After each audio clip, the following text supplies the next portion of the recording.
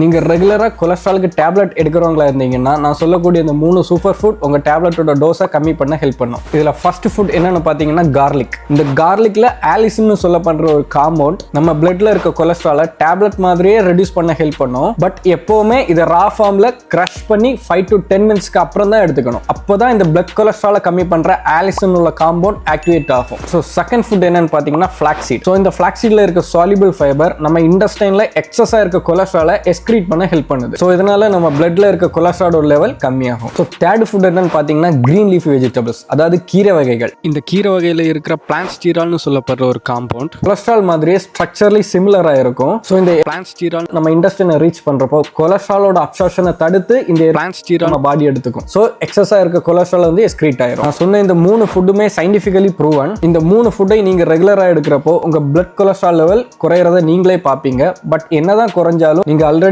Consult பண்ண டாக்டர்கிட்ட போய் அவங்க அட்வைஸோட தான் இந்த டேப்லெட்டை ரெடியூஸ் பண்ணணும். ஃபைனலி தேங்க்ஸ் ஃபார் வாட்சிங்.